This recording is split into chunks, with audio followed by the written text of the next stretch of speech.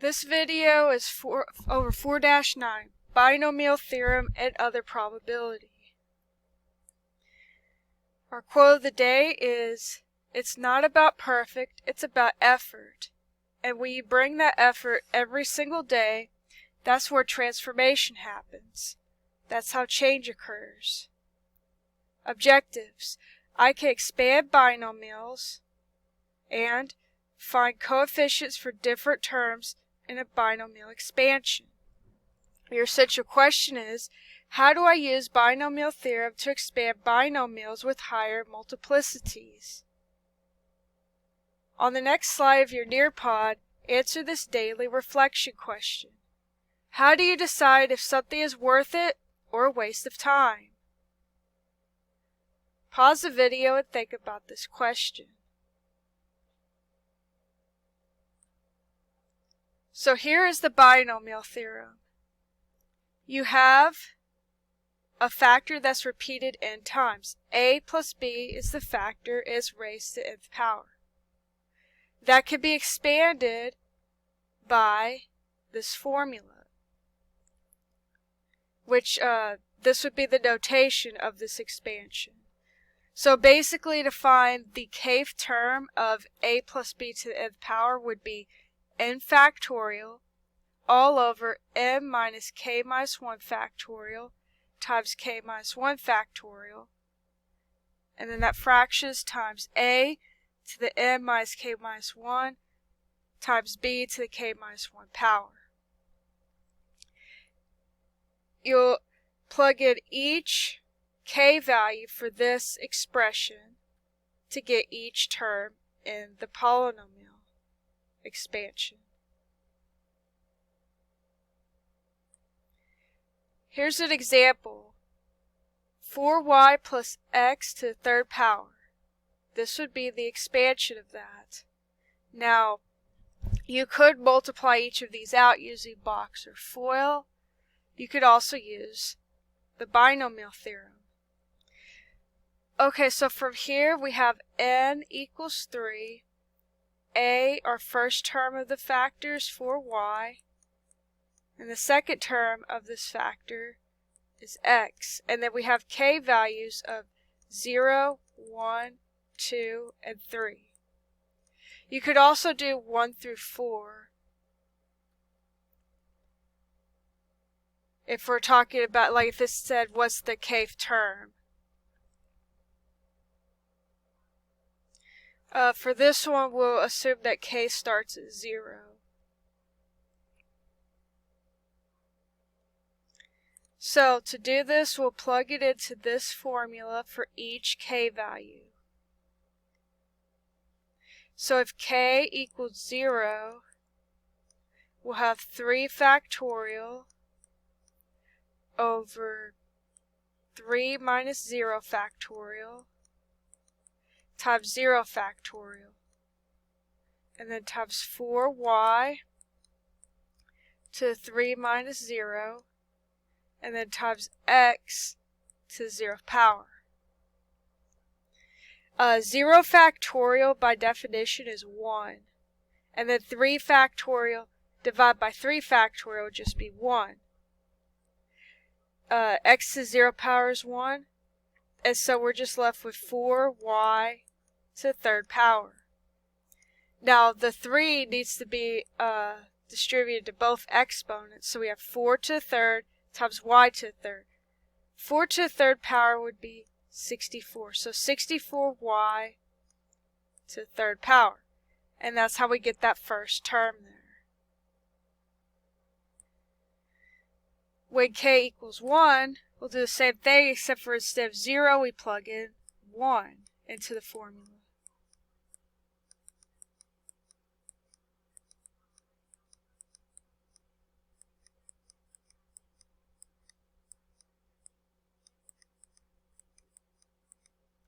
So 3 minus 1 would be 2 factorial. 3 times 2 factorial is the same thing as 3 factorial. And 1 factorial is still just 1.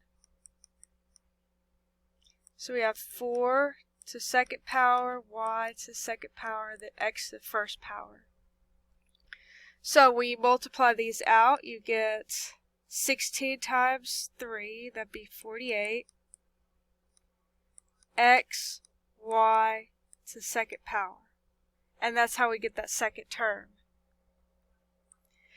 Now if we had k equals 2, we'll just plug in 2 instead of the 1. We'll replace it with that this time. So 3 factorial over 3 minus 2 factorial times 2 factorial. And then 4y to 3 minus 2. And then x to the second power. Well, 3 minus 2 is 1, so you're left with 4y. You have x squared. And then 3 factorial again is the same thing as 3 times 2 factorial. And this is just 1 factorial, that's 1.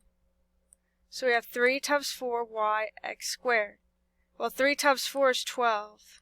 So you have 12 x squared y. And that's how we get the third term. Now the last term, the fourth term, would be when k equals 3. Plug it into the formula again. 3 factorial, 3 minus 3 factorial, 3 factorial, all that cancels into 1. We have 4y to 3 minus 3, which would just be 0, and then x to the third power. This is also 1 because anything raised to 0th power besides 0 would be 1. So our last term, our fourth term, would be x cubed. So that's how you would expand a repeated factor using the binomial theorem. This could work on any multiplicity. It doesn't have to be 3, it could be 4, 5, etc. So here's another example, number 16 from the counting booklet. Expand x minus 3 to the 4th power. So we'll identify the variables. We have n is 4, k is 0 through 4. The first term of the factor is x, and then the second term of the factor is negative 3. So we'll plug it into this formula just like on the previous example. This is what the expansion should look like once you've plugged it in for each. Now from there you'll just simplify the terms, and we get x to the 4th power, and then minus 12x cubed plus 27x squared minus 108x plus 81. So the first thing you want to do for these is identify our 4 variables, plug it into the formula with the factorials, evaluate those factorials, and then multiply any numbers that are left to be multiplied, like these two, for example. This one is different from number 15 because there's a number here instead of just a variable. That's why we have this last step here where we multiply these together.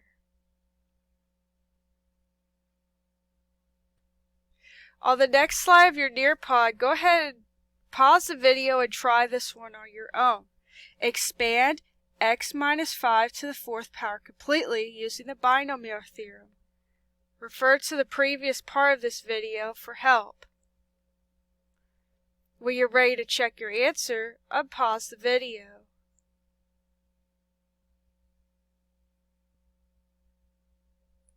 Here's a template. Go ahead and fill out these and simplify the terms.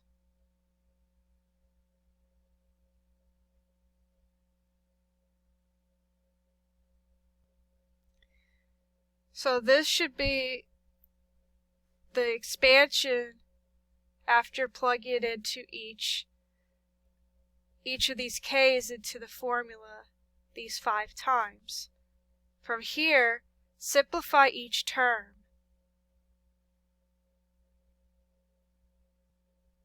And then you should have this. This cancels out to 1. This would cancel out to 4. This one right here would cancel out to 4 times 3, and then these two would be 2. This would be 4, and then this would be just 1. So then from there we have x to the 4th power, and then negative 5 times 4, so it would be minus 20 x to the 3rd power, and then 2 times 3 times 25,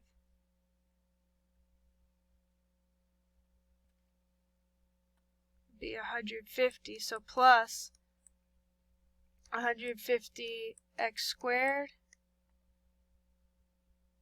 and then minus 125 times 5, or 125 times 4, so that'd be minus 500 x, and then plus 5 to the 4th, which is 625. So this would be your expanded polynomial expression.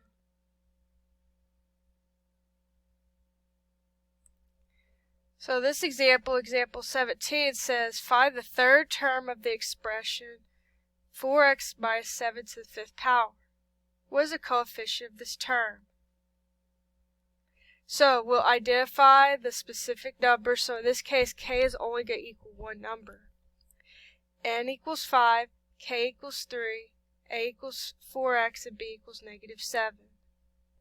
And on this one, we're assuming that there's a 0th term.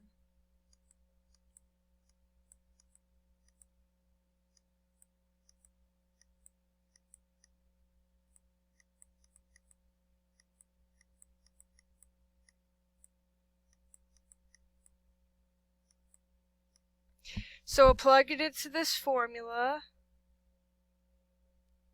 like before, and then just evaluate and simplify that term. You get negative 54,880x squared. So the coefficient would be this number, and the exponent would be 2.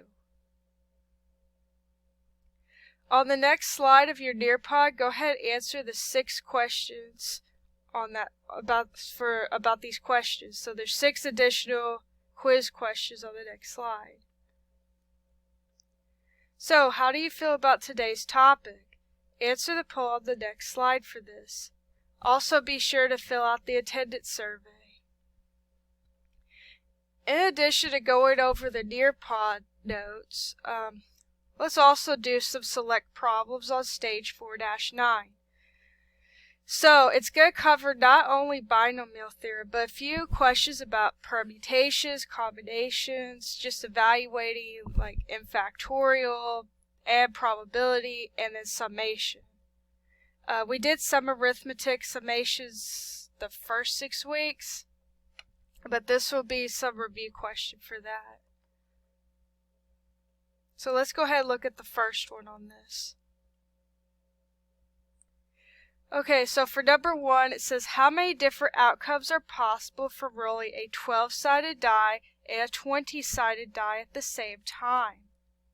So the amount of different types of rolls you could do with a 12-sided die is 12 different outcomes. We could roll a 1, a 2, a 3, and so on.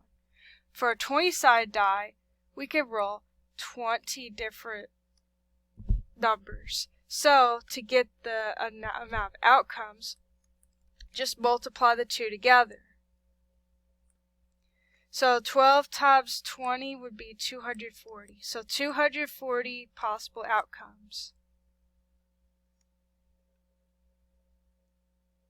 So, to see which formula we're using for that problem, you go to page 10 in the PDF for the counting booklet from the lesson page, and it has permutations with repetition. So basically we have n to the r power. Well, n is the number of sides. There's 12 on like the 12-sided die. And then r would be how many times you roll that die, which is just once. So 12 to the first power would be 12, and then you would multiply that by the 20-sided die, so 20 to the first power.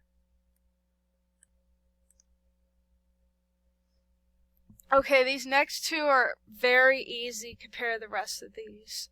So on number 2 it says to evaluate this factorial expression. So we have 4 factorial over 4 minus 1 factorial. So that would be 4 times 3 factorial at the top, and then 4 minus 1 is 3 factorial. So from there you can just cancel these out, and you have 4. And then for number 3, you evaluate 8 factorial. So 8 factorial is just 8 times 7 times 6 times 5 times 4 times 3 times 2 times 1. And then if you input that into the calculator or just multiply it straight out, you get 40,320. So that would be what 8 factorial is. As you can see, factorial expressions get really big really quickly.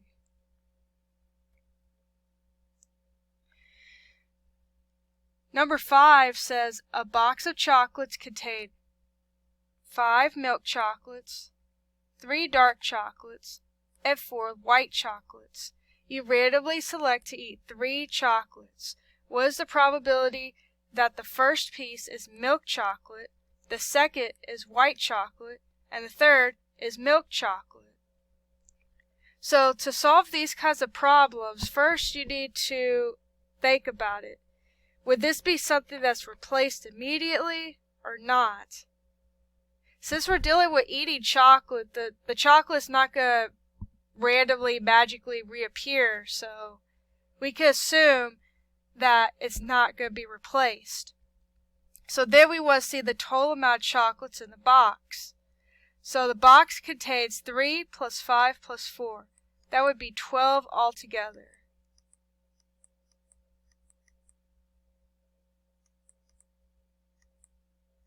So it'd be 5 out of 12 would be milk chocolate, 3 out of 12 would be dark chocolate, and 4 out of 12 would be white chocolate. So you want to find the probability of getting the first is milk chocolate. So the probability of getting milk chocolate the first time would be 5 out of 12. Now the second chocolate, no matter what you get, let's just assume we got the milk chocolate first. So then we have only 11 chocolates left, because again the chocolates aren't randomly respawning or something. And then milk or white chocolate is 4 out of that number.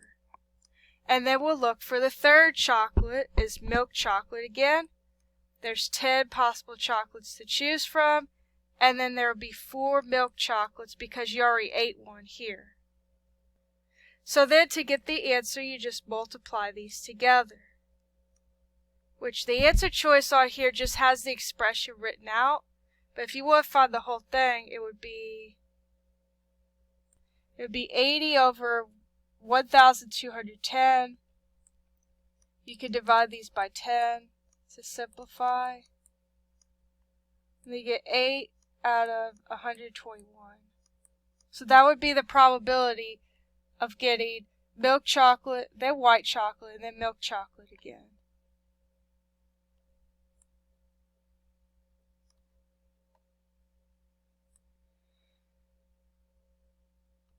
Okay, number 6, it says a test consists of 10 true or false questions, p equals 0.5. A student forgot to study guesses randomly on every question. What is the probability that the student answers at least 7 questions correctly? Here's a formula for this. We have NCN plus NCN minus 1 all the way to NCR all over a to the n, where n is the number of questions, a is the number of answer choices, and r is the least amount of questions correct.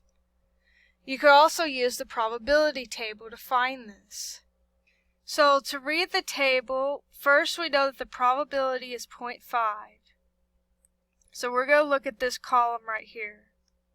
It says at least 7 questions correct. So we'll look down to 3. This means that you get at least or at most 3 questions incorrect.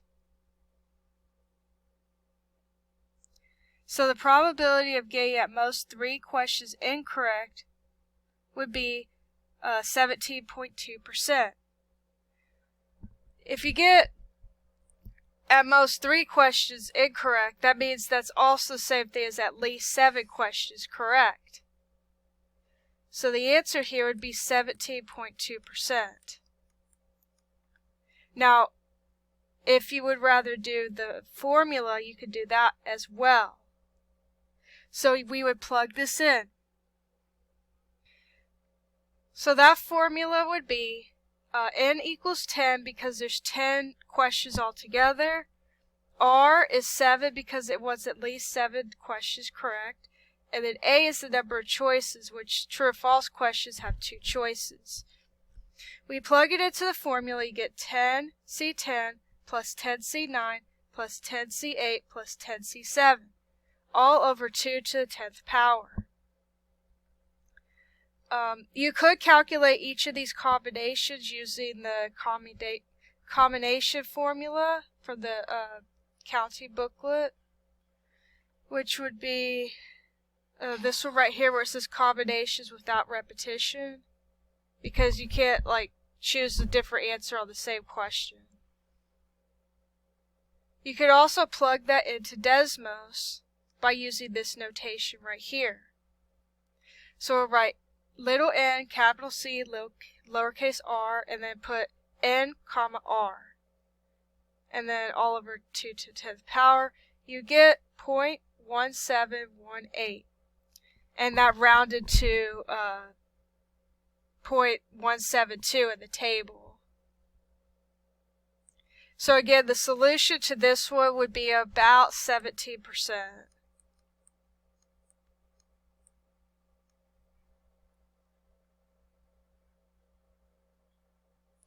Okay, so for number 7, it says, what is the sum of the following series?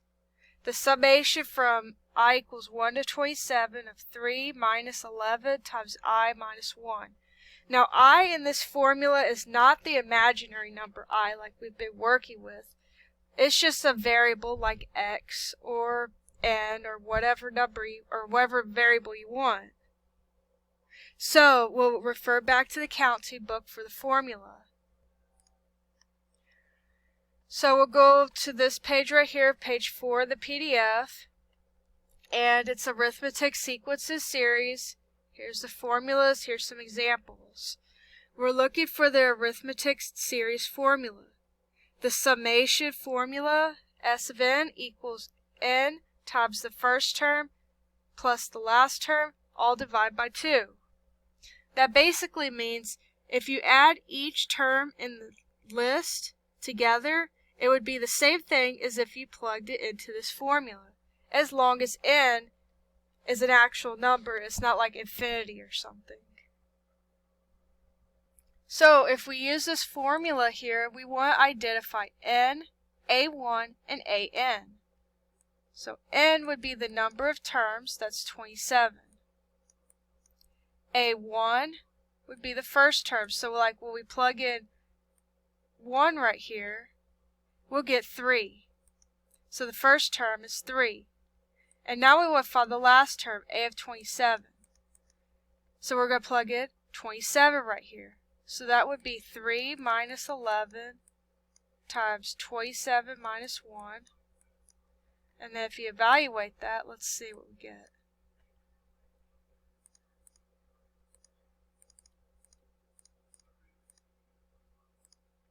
Negative 283.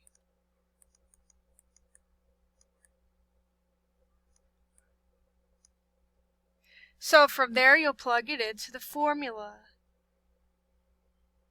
So we have S of 27 equals 27 times 3 minus 283 all over 2.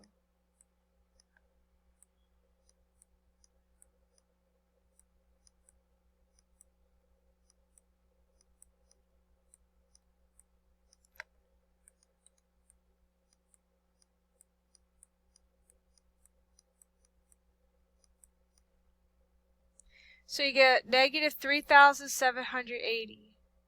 So that basically means if you plugged in 1, 2, 3, 4, and so on all the way to 27 for this formula, and you add them together, you should get this number right here.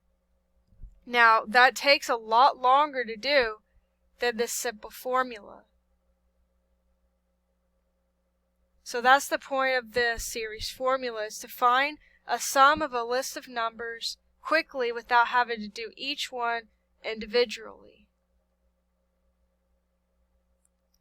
There's many summation formulas for various things. See if you can find any, just other patterns, other numerical patterns. Alright, number 8. If you expand the expression x plus y to the 17th power, you get t x to the a times y to the b for the 8th term. What is b? For this, we're going to assume that k is from 1 to 17. Or not 1 to 17, 1 to 18. Because usually they don't say the 0th term when they're talking about this kind of stuff. They would say the first term, second term, third term, fourth term, and so on. So to do this one, to find b, you just plug it into that formula. You have, what was it? B to the k. So in this case, this exponent right here would just be the k value, which is 8. So the answer would be 8. Now a would be the complement of 8. So 8 plus something would give you 17. Would be 9. So in this case, a would be 9, b would be 8.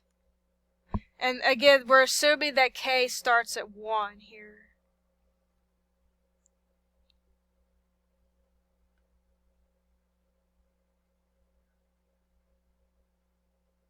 And then x would just be x, y is just y, and then the coefficient t you would plug into this formula right here.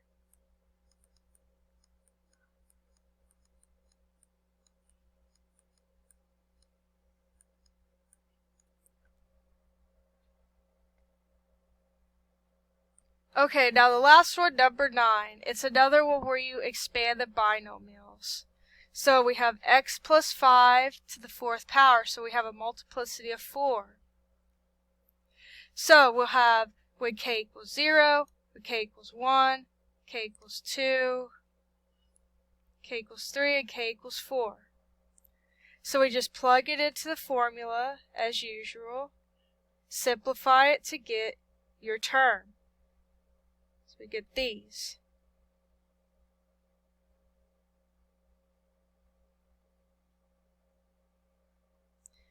Now the one that wasn't found is this last one right here.